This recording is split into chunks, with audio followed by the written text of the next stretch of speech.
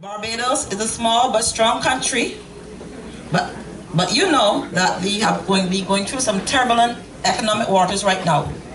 The sea is rough, but what determines if we sink or float are the skills of the captain and his crew. A captain that will stay at the helm and guide us through until we reach calm waters again. We have our captain here tonight as our guest of honor and our guest speaker. Ladies and gentlemen, please join me in welcoming the Right Honorable Freundel Stuart, Prime Minister of Barbados.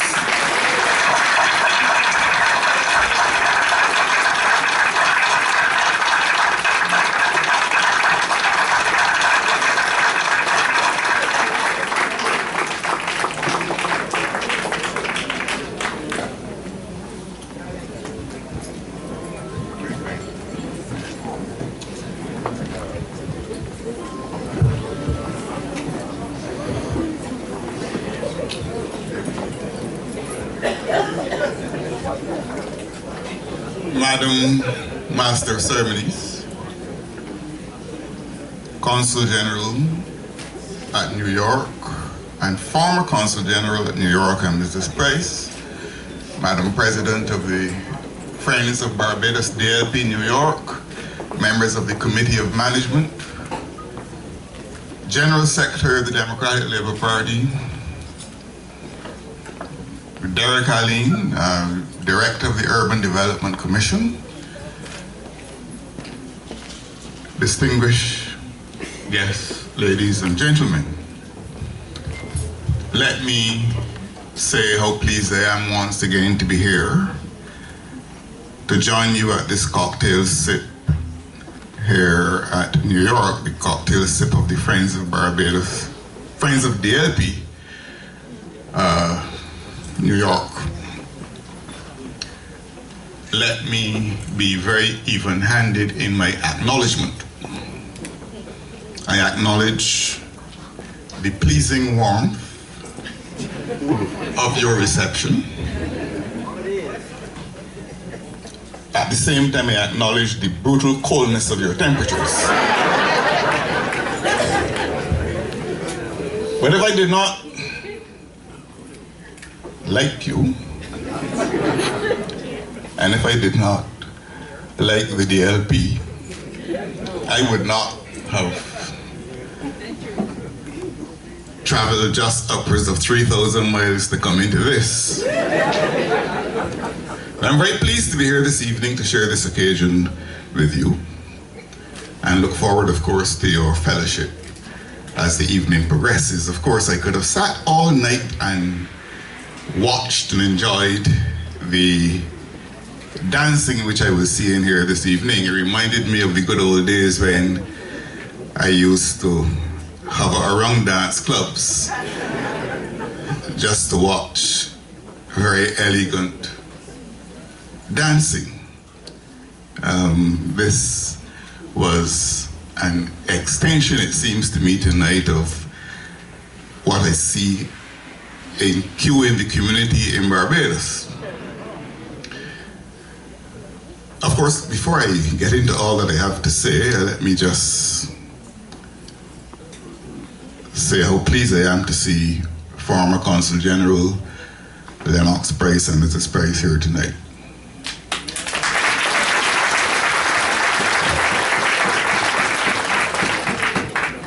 Lennox Price served as Barbados' Consul General here at New York from the year 2008 until the year 2014. Now, as far as I'm aware, former Consul General Earl Glasgow served here from 1986 to 1994. So if my arithmetic is correct, Lennox Price is the second longest serving Consul General we have had.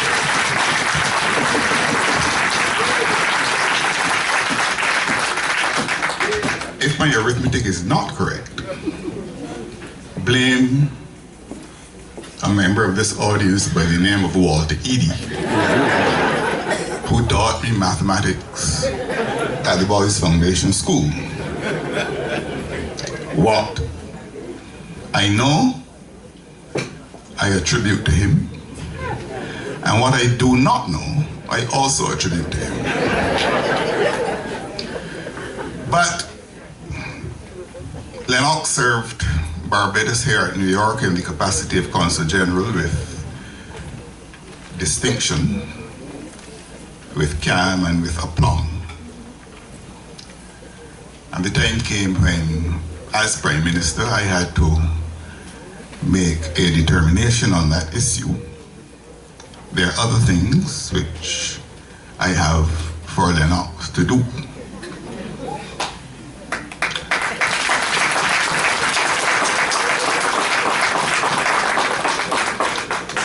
So I say no more, but stay tuned to this frequency. Now, contrary to all that you may read and all that you may hear here in New York, Barbados is still 166 square miles. It is still the most easterly country in the Caribbean. Children are still going to school. Buses are still running. Families are still going to church.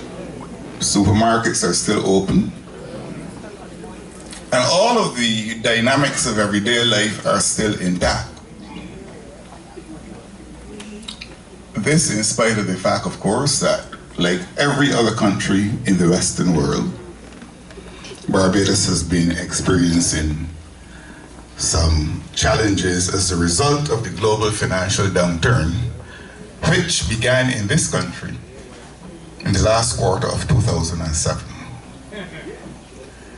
Now, you live in the richest and most powerful country on this planet,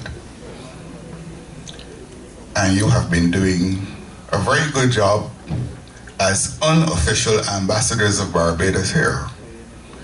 You fill a miscellany of positions, perform a diversity of functions, and you do Barbados proud in all of the things that you do here in New York. But you live in the richest and most powerful country, the country with the largest economy on the planet. And just last month, in his State of the Union address, I heard President Obama say to Americans and to the world that the global financial crisis, but he didn't use the word global. He said the financial crisis is now over. He was speaking just shy of 7 years after that crisis began. And he was speaking as the leader of the most powerful country with the largest economy in the world. So what he was saying is that even though the United States of America has the largest economy and is the most powerful country in the world, it took the United States just shy of 7 years to get through this crisis. Of course, by the following day, on more than one of the networks in this country, people were still asking what was the president talking about.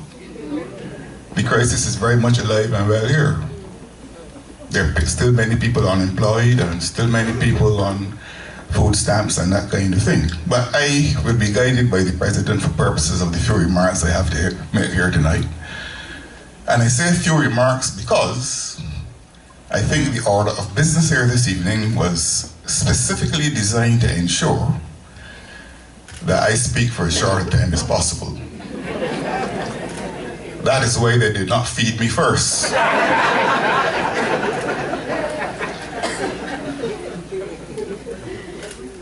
But if it took the most powerful country in the world, 7 years to wrestle this crisis to the ground.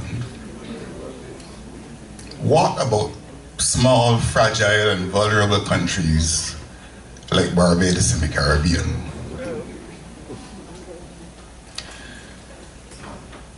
The tourist industry is the lead industry in Barbados, in our economy. I represent a constituency called St. Michael South, and I would have been very glad if the tourists used to come from the BLN.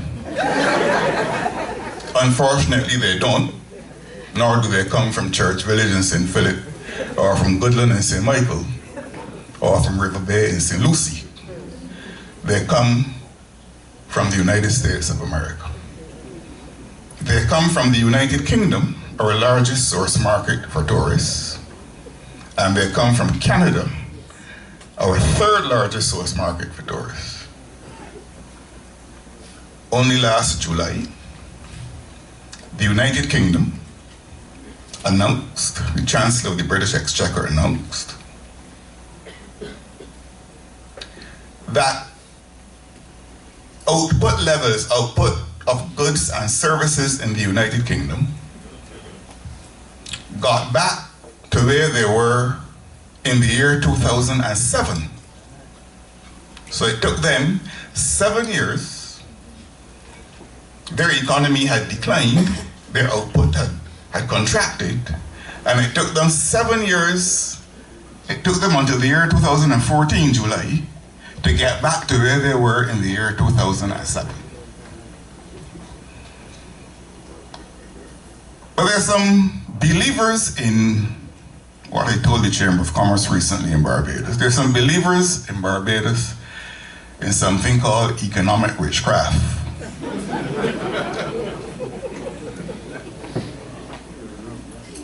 Who, and the number of them is very, very small. In fact, with every passing day, the number is getting smaller and smaller. Who believe that there is some magic that a small, vulnerable country like Barbados can work to achieve results that were not even achievable by the most powerful country with the largest economy on earth. That we are a collection of Robinson Crusoes in Barbados, living on our own little island, and in the immortal words of Simon and Garfunkel, we touch no one and no one touches us. We are a rock, we are an island, and a rock feels no pain, and an island never cries. Not true. Not true. As I said, our economy is driven by tourism. It is driven by international business and financial services, most of which we get out of Canada. And it is driven by foreign direct investment, which by the very use of the word foreign means that it can't start in Barbados. It has to come from somewhere outside of Barbados. So we've had to fight that battle, as most other countries in the Western world have had to fight it, and some are still fighting it. And